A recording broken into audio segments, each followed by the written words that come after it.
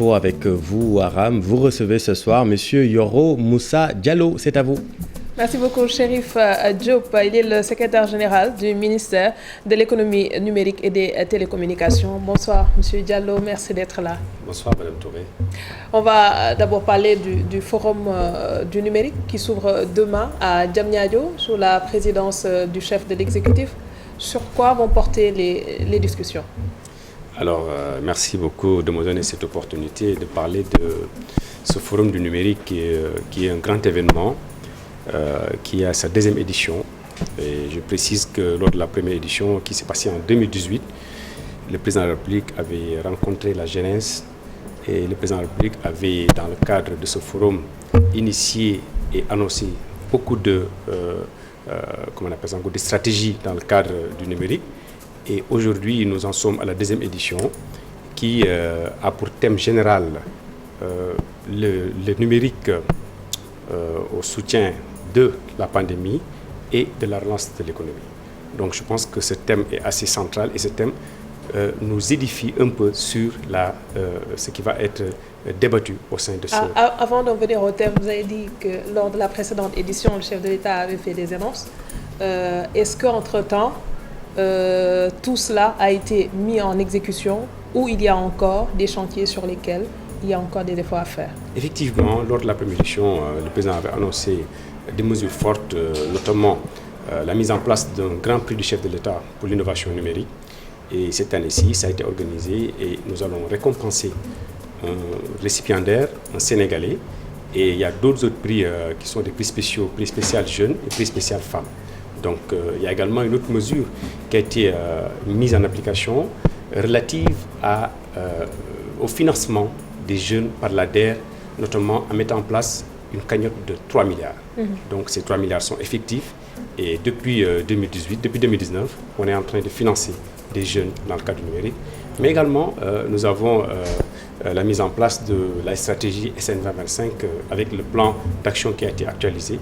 Donc tout ceci, ce sont des réformes et des stratégies qui ont été annoncées par le président de la République et qui sont en train de dérouler par le gouvernement, notamment par le ministère de l'économie numérique et des télécommunications.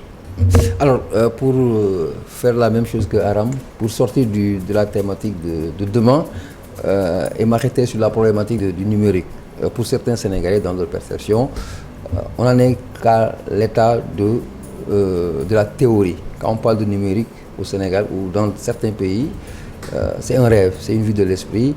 Le Sénégal s'est toujours engagé, en tout cas dans sa volonté de réussir la fracture numérique, ce qui n'a jamais été le cas. Les esquisses ont été faites, certainement théoriquement parlant. Où est-ce que nous en sommes de façon globale à ce niveau? Merci beaucoup, M. Diao. Je pense que ça, c'est une vue de l'esprit. Aujourd'hui, au Sénégal, nous sommes très avancés. Le Sénégal n'a rien à envier aux pays même développés, parce que dans le cadre de la mise en place de la stratégie SN 2025, mais également du plan général du gouvernement dans le domaine du numérique, le président de la République a ouvert des chantiers. Aujourd'hui, nous avons la mise en place, bientôt nous allons réceptionner le parc des technologies numériques de Diamniadio, qui a été financé à autour de 46 milliards et qui va être un hub pour l'innovation numérique. Nous allons accueillir des jeunes startups, nous allons accueillir des GAFAM et ça va être l'occasion pour le Sénégal de voir ce que font les jeunes dans le domaine du numérique. Parce qu'aujourd'hui, il y a même de nouveaux métiers du numérique les jeunes sont en train de se mouvoir dans ce couloir, mais également des textes ont été mis en place, notamment la loi sur les startups, qui est une loi très innovante qui permet aux jeunes dans le domaine des startups de pouvoir bénéficier des financements, mais également de pouvoir éclore et d'être des champions. Aujourd'hui, vous vous êtes rendu compte, dans le cadre de la pandémie, de la lutte contre la pandémie de la Covid-19, le Sénégal, dans le cadre du plan, dans le cadre de la stratégie d'AN-Covid, avait mis en place une plateforme qui a été dirigée par le ministère de l'économie numérique, mais avec l'accompagnement des acteurs du numérique, notamment Optique. Optique qui est un organisme qui regroupe beaucoup d'acteurs qui évoluent dans le domaine numérique, des entreprises, qui avait mis en place une plateforme et aujourd'hui qui a permis d'aider le ministère de la Santé dans le cadre de la lutte en accompagnant les patients, en mettant en place un dispositif numérique pouvant permettre de retracer même les malades. Donc ça a été une grande réussite. Est-ce que vous avez évalué pour savoir la portée que cela a eu sur la lutte contre le coronavirus. Mais effectivement, madame, ça a été une réussite éclatante parce que d'ailleurs ça a valu même au Sénégal d'être félicité. Le Sénégal a été classé deuxième, ce n'est rien, c'est pas rien, c'est quelque chose de très important dans le classement international. Mais également, on a pu nous rendre compte que grâce à cette plateforme, aujourd'hui, les résultats ont été obtenus très rapidement.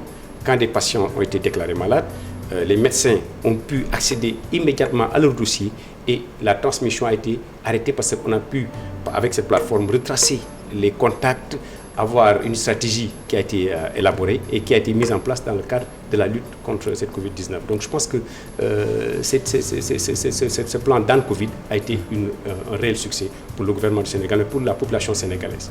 La disponibilité du réseau et la capacité des personnes à utiliser les nouvelles technologies ou les technologies, puisqu'elles ne sont plus nouvelles, est-ce qu'à ce niveau également, on peut avoir une idée de ce que le Sénégal a déjà eu à faire, puisque chaque fois les gens se plaignent encore, que ce soit pour le réseau téléphonique ou le réseau Internet, entre autres, ou les différentes structures qui sont là, qui s'occupent du transfert d'argent, il y a encore des Sénégalais qui se plaignent de la qualité du réseau. À ce niveau, qu'est-ce qui est fait? Merci beaucoup, madame. À ce niveau également, beaucoup de choses ont été faites parce qu'on a noté le Sénégal a 3 opérateurs traditionnels, et dont un qui a été là depuis très longtemps, la Sonatel, pour ne pas la citer, pour cette société. Il y a également Expresso et Tigo, mais il y a également on a élargi la gamme qui est offerte aux Sénégalais en ouvrant ce qu'on appelle la gamme des FAI et des MVNO. Aujourd'hui, les Sénégalais ont un Internet de qualité. Ça, il faut le reconnaître. Par contre, il y a toujours des améliorations à faire. Mais la disponibilité du réseau partout dans le pays, ça pose problème. Oui, madame, j'en viens parce que c'est une question d'investissement. Les opérateurs sont en train d'investir au niveau des infrastructures. Aujourd'hui, dans beaucoup de localités où il y avait un manque de réseau, on est en train de noter une nette amélioration. Et l'État du Sénégal a interpellé tous les opérateurs pour le respect de leur cahier de charge à travers l'ARTP qui est chargée de veiller à cette mise en application de leur cahier de charge. Donc aujourd'hui, également, on a demandé à tous les opérateurs de respecter le cahier de charge, mais de faire tout pour que le téléphone, mais également l'Internet soit partout au Sénégal. Et d'ailleurs, dans le cadre des programmes qui sont élaborés au niveau du ministère, mais également au niveau du gouvernement, on peut noter le fait que le FD Sud, actuellement, qui est un organe placé sous la tutelle du ministère de l'économie numérique et des télécommunications, est en train de faire élaborer et de travailler dans le sens de résorber ce qu'on appelle les zones blanches. C'est des zones où il n'y a pas de couverture réseau. Et aujourd'hui, l'FD Sud est l'organe habilité à pouvoir tout simplement résorber ce gap de 3 millions de Sénégalais à peu près qui n'ont pas de couverture de réseau. Donc c'est là pour vous dire que le gouvernement du Sénégal est très sensible à la question et nous voulons, comme l'a dit le président de la République, lutter contre la fracture et la facture numérique. Alors le thème de demain nous inspire et nous renvoie justement à l'expérience que nous avons vécue dans le domaine de l'éducation, notamment en période de Covid. On s'est rendu compte que le Sénégal s'est lancé dans l'enseignement par le numérique pour contrer justement cette menace. Le constat, c'est que le pourcentage est extrêmement faible. Est-ce que ça a été justement une remarque formidable, un constat par lequel on devrait faire un bond et aller dans la numérisation de l'éducation qui est un facteur de développement. Et justement pour la relance, il ne faudrait peut-être pas laisser en rade l'aspect éducationnel qui a son importance. Oui, dans son programme, le président de la République a élaboré tout simplement un programme ambitieux pour le Sénégal et le numérique occupe une grande place. Et dans ce programme, le président de la République veut une société numérique inclusive, avec une société où le numérique joue un rôle important comme dans les autres pays. Aujourd'hui, l'enseignement principal de la pandémie de la Covid-19, c'est qu'on doit aller vers le téléenseignement. On doit faire telle sorte que les apprenants, les étudiants et les élèves utilisent les moyens de communication modernes, c'est-à-dire l'Internet et la téléphonie, pour pouvoir accéder aux cours, pour pouvoir faire des cours en ligne. Donc cela est une instruction du président de la République et nous sommes en train de l'appliquer. Vous avez vu, l'UVS a connu d'excellents résultats Et dans les centres, dans les zénos également, on est en train de noter une amélioration de cette préoccupation du président public en prenant en compte la qualité de l'enseignement via l'Internet. Donc je pense que c'est des domaines qui sont actuellement disons, on est en train de voir l'effort qui est en train d'être fait par le gouvernement. Et aujourd'hui, c'est une réalité au Sénégal. Effectivement, l'Internet est partout. L'Internet, aujourd'hui, il y a une couverture dans les universités, dans les lycées. Mais qu'est-ce qui va être, par exemple, une conséquence directe de l'expérience que nous avons vécue en termes d'éducation pendant cette période de Covid, pour l'avenir très proche ou demain? Oui, l'expérience directe, M. Diaw, je le disais tantôt, c'est qu'aujourd'hui, le président de la République a donné des instructions allant dans le sens de renforcer tout simplement l'enseignement à distance dans les universités, de faire de telle sorte qu'on ne soit plus un enseignement virtuel, pour permettre aux étudiants d'accéder aux cours via l'Internet. Donc je pense que ça, c'est un enseignement qu'on a pris de la pandémie de la Covid-19 et on est en train de l'appliquer. Donc aujourd'hui, beaucoup d'étudiants suivent leurs cours à distance. On n'a pas besoin d'aller d'être devant le professeur ou bien d'être à l'amphithéâtre pour avoir ces cours. Et ces étudiants connaissent des résultats également au niveau des examens assez satisfaisants. Donc je pense qu'on est en train d'améliorer. Et maintenant, avec ce qu'est en train de faire l'ADIE, le FDC, je l'ai tantôt, on va connaître... Est-ce qu'il ne faut pas instruire ou inculter la culture du numérique à bas âge? C'est-à-dire, quand je parle d'éducation, je parle de la base. Peut-être que là, c'est la crème déjà, c'est déjà les fleurs, mais la base, les petits. Oui, dans le programme du président, je l'ai dit tantôt, le président, on est en train d'élaborer tout simplement, de mettre en œuvre les stratégies, ce programme visant à inclure rapidement l'Internet dans les classes primaires et même l'anglais. Donc, ça veut dire qu'on est conscient du fait qu'aujourd'hui, il faut devancer tout simplement. C'est un besoin. Voilà, c'est un besoin réel et il faut aller vers le progrès. Le progrès n'attend pas. Donc, il faut tout de suite que les jeunes Sénégalais soient au diapason. Quel rôle aujourd'hui peut jouer le numérique dans cette phase où nous sommes, la relance économique, puisque vous l'abordez également dans votre... Oui, dans le cadre de la relance économique, vous constaterez également avec moi que aujourd'hui, les entreprises qui ont connu vraiment des difficultés dans le cadre de la pandémie de la Covid-19 ont commencé à se rendre compte aujourd'hui, bon, on a expérimenté le télétravail, mais également d'autres modalités qui sont applicables dans le domaine numérique avec les plateformes. On a eu une créativité énorme dans le cadre du numérique. Les startups ont créé des solutions innovantes qui vont dans le sens d'améliorer la qualité, mais également de faire de telle sorte que les entreprises connaissent un bond dans la production, en gagnant en temps, c'est important, mais en gagnant également en énergie. Donc je pense que ça, c'est important de le souligner. On n'a plus besoin de regrouper beaucoup de travailleurs sur un même site. Maintenant, avec les solutions numériques, les entreprises connaissent encore un effort, beaucoup plus de progrès, mais également une amélioration dans le cadre de la livraison. Et le secteur privé dans ce dispositif, quelle place y trouve-t-il? Oui, je le disais tantôt, le secteur privé est au cœur même du dispositif, parce que qui parle de relance économique parle d'activité économique, c'est-à-dire c'est le secteur privé qui doit être le fer de lance. Aujourd'hui, nous avons un secteur privé fort et nous estimons effectivement qu'il faut renforcer ce secteur privé allant dans le sens tout simplement d'une activité économique beaucoup plus intense, beaucoup plus débordante. La maîtrise de l'outil est également importante. On parle aujourd'hui de numérique certes, mais il faudrait que tout le monde puisse être au même niveau. On a un secteur informel qui est là et qui aujourd'hui utilise des moyens colossaux qui peuvent aujourd'hui faire l'objet de dématérialisation dans leurs différentes procédures. Est-ce qu'aujourd'hui, à ce niveau, il y a un effort qui est fait pour sensibiliser ou outiller ces personnes-là pour qu'elles puissent utiliser ces plateformes ou ces moyens qui sont à leur disposition? Mais effectivement, le secteur informel au Sénégal est très important et aujourd'hui, nous avons une sensibilisation très importante qui est faite à travers l'ADIE, mais également à travers les structures de l'État, pour leur dire aujourd'hui que ces jeunes employés, que ces jeunes entrepreneurs doivent s'accaparer de l'outil performant qu'est l'Internet afin de rendre beaucoup plus productif leur entreprise. Donc je pense que c'est un élément qui est pris en compte dans la stratégie gouvernementale, mais également dans les faits. Aujourd'hui, le Sénégal est à l'heure de la digitalisation.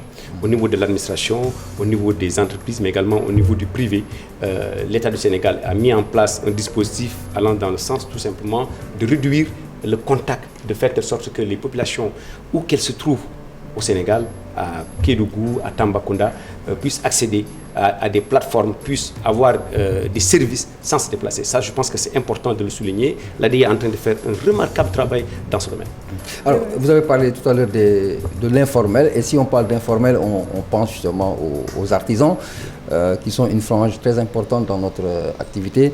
Et j'ai l'obligation morale de restituer un peu la pensée d'un d'entre eux, tout à l'heure, quand il faisait état de la nécessité de se faire entendre, puisque le secteur a énormément de problèmes. Aujourd'hui, qu'est-ce qui est prévu dans ce sens, puisque l'artisanat est ce qu'il est, et dans la nouvelle organisation gouvernementale, nous avons l'artisanat et la transformation qui a son importance.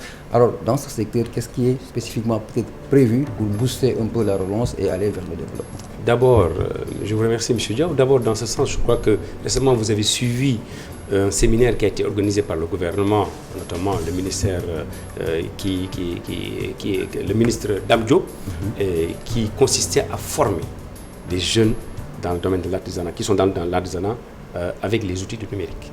Je pense que c'est important. D'abord, c'est cette formation qu'il faut accélérer, faire de sorte que les jeunes entrepreneurs qui sont dans l'artisanat puissent se rendre compte qu'aujourd'hui, ils ont un outil formidable, qu'ils peuvent utiliser l'Internet, qu'ils peuvent utiliser les outils numériques pour pouvoir mieux vendre, pour pouvoir mieux présenter leurs produits. Donc je pense qu'ils l'ont compris et les demandes de formation sont très importantes et aujourd'hui on est en train de faire face parce qu'on a compris que c'est la seule solution. Le numérique, M. Diaw, est la dernière révolution qui reste à l'Afrique. Est-ce qu'on ne sera pas en retard à l'image des autres secteurs, peut-être là où on nous a quasiment distancés? Je suis désolé, mais je pense qu'aujourd'hui, avec ce que nous avons comme succès dans ce domaine, nous avons l'espoir, parce que c'est avec cet espoir-là que nous allons construire le Sénégal. Donc nous avons l'espoir qu'aujourd'hui, cette jeunesse très innovante, nous avons une jeunesse très innovante, des startups, des jeunes créateurs dans le domaine du numérique sont en train même de devancer, comme je l'ai dit tantôt, des pays modernes, des pays développés. Nous n'avons rien à envier à ces pays-là parce que c'est une chance pour le Sénégal, c'est une chance pour l'Afrique. Nous avons une jeunesse très engagée, nous avons une population jeune et c'est une chance pour le Des startups qui créent, mais est-ce que ces entreprises-là arrivent à vivre dans le temps ou à survivre? Alors, vous avez suivi récemment, le gouvernement du Sénégal a pris une loi qui est une loi allant dans le sens de renforcer les capacités, mais également d'encadrer les startups. Et bientôt, le gouvernement sénégal va prendre des décrets d'application et ces décrets et cette loi vont permettre de mettre en place le dispositif légal afin d'encadrer les financements de ces startups et de les rendre viables. Parce qu'on s'est rendu compte qu'aujourd'hui, il y a beaucoup de Sénégalais qui créent des startups, mais c'est des startups qui ne sont pas viables. Donc, il faut les encadrer et le financement doit se faire dans le cadre d'une formation, dans le cadre d'un encadrement restreint pour pouvoir permettre à ces startups d'être des champions après. Je pense que ça, c'est important de le souligner. Et ce dispositif qui a été une demande forte des acteurs, mais également des bailleurs de fonds, est en train d'être mis en place par le gouvernement sénégalais. J'ai deux petites questions. La première, c'est que l'État porte le projet de numériser le Sénégal. Est-ce que lui-même, il est numérisé? Mais bien sûr, M. Diaw, si vous vous déplacez, si vous accédez aux plateformes administratives, vous vous rendez compte qu'au niveau du gouvernement du Sénégal, au niveau de tous les ministères, il y a des dispositifs qui sont mis en place pour permettre tout simplement aux agents de régler le courrier à travers ce qu'on appelle le SIGEC, qui est un courrier dématérialisé, mais également la numérisation des archives. Tout est au niveau de l'administration également. Je pense que les agents sont formés et aujourd'hui l'ADIE, à travers son programme, est en train d'installer et d'instaurer la digitalisation. Alors, la suite de la question, alors je l'avais scindé en deux. Aujourd'hui, est-ce que le quotidien sénégalais peut envisager d'être numérisé le plus rapidement possible? Je parle du quotidien sénégalais. Oui, l'administration, les services, tout, mais vraiment tout. Mais bien sûr, comme je l'ai dit tantôt, l'organe qui est chargé... Ou c'est trop demandé à l'État ou c'est dans un délai beaucoup plus raisonnable peut-être? Non, nous avons déjà dématérialisé beaucoup de procédures.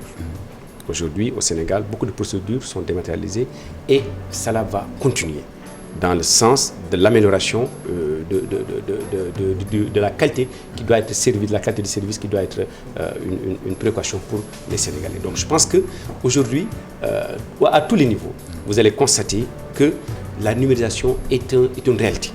Parce que les Sénégalais ont compris que partout, je dis partout, qu'il faut connaître effectivement, qu'il faut être très au fait de cet outil pour pouvoir accéder à certains services. Donc partout au niveau de l'administration, mais également dans le privé.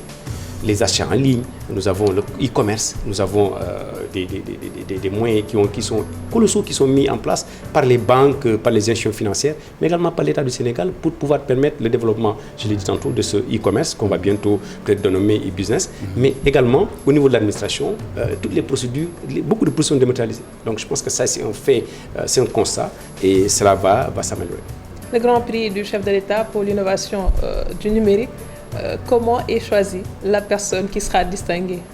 Oui, merci. Ça a été à la suite d'une sélection vraiment très rigoureuse parce que c'est l'occasion d'ailleurs de féliciter le professeur Maritonyan qui était le président du jury. Il y a eu une présélection parce qu'il y avait presque 139 à peu près candidats qui ont postulé. Et sur ces candidats, il y a 11 qui ont été choisis. Il y a une première présélection de 11. Et parmi ces 11, il y a un seul candidat qui a été choisi pour le Grand Prix du chef de l'État. Et pour avoir ce Grand Prix, il fallait avoir au moins une note supérieure à 18 ou bien supérieure à 18. Et celui qui va aujourd'hui être récompensé par le chef de l'État ce jeudi 26 à Diamniadio a eu une note supérieure à 18. Pour vous dire que ça a été vraiment c'est une satisfaction, mais également ça a été une sélection très rigoureuse. Donc, alors, on n'est pas dans l'optimisme BA ou inversement, selon. Alors, M. Diallo, qu'est-ce qu'il ne faudrait pas justement faire dans cette dynamique de relancer par le numérique dans ce pays? Qu'est-ce qu'il ne faudrait pas faire ou qu'est-ce qui pourrait être un obstacle à l'évolution de ce projet? Ce qui pourrait être un obstacle à ce projet, M. Diaw, c'est tout justement qu'on arrête la formation, qu'on arrête cette sensibilisation, qu'on arrête le processus. Et cela ne va pas se faire parce qu'on ne peut plus revenir en arrière. C'est un processus qui est lancé et nous ne pouvons que continuer. Parce qu'on ne peut pas aujourd'hui, à l'étape où je vous parle, dire que le Sénégal, avec tous les progrès qui sont connus dans le domaine du développement numérique, qui est un facteur de croissance également, il faut le souligner, parce qu'on nous a assigné au numérique 10% dans le cadre du PIB, donc je pense que c'est un chiffre très important à l'horizon 2035, et 35 000 emplois. Pour vous dire que le président de la République, le gouvernement n'entend pas s'arrêter en ce bon chemin. Donc, nous estimons que c'est heureux de le constater et de dire qu'effectivement, aujourd'hui, le Sénégal est de plein pied dans le numérique et nous entendons y rester. Et compte y rester, et compte réussir. Voilà, nous comptons réussir. Bon vent et bonne chance alors. Merci beaucoup Yoro Moussa Diallo, secrétaire général du ministère de l'économie numérique et des télécommunications. Merci également à Papis Diaw et à vous qui nous suivez de partout. Demain, Inch'Allah, retrouvez-nous à la même heure sur nos antennes. Passez d'excellents moments en compagnie.